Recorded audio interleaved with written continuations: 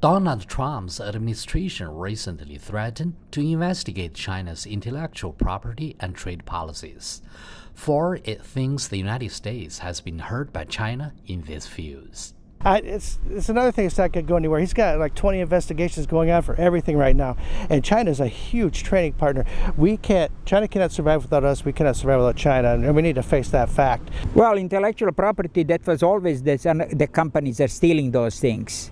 If you have something, somebody in Europe going to say, we can do that. The administration initially planned to announce on August 4th that it would have the U.S. Trade Representative's Office investigate under Section 301 of Trade Act of 1974. It has promised to bring deficits down by imposing tariffs and other non-tariff trade barriers whenever necessary. Well, I think that'd be disastrous for the economy for numerous reasons, so no, that probably would not be a good idea. No, I don't think it's fair to start sanctioning China now. Where is this coming from, and why are we doing it? And if this was fair, then why have none of our other presidents bothered to do it? However, the U.S. government postponed the announcement due to comprehensive concerns, especially that the U.S. exporter might get hurt seriously over a possible trade war with China. Definitely not. Why not? Well, trade wars benefit nobody. It's so much better if people can negotiate, even if that's time-consuming. I could understand that being used as a tool to pressure North Korea's nuclear program, but again, outside of that, it's tough to say, especially because of the huge volume of trade we do with China. It's just an economic sort of weak point.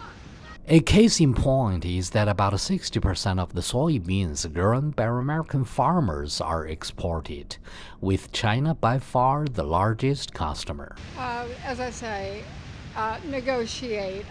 I'm really not familiar with any sanctions on China, and I feel that these things can be worked out over time.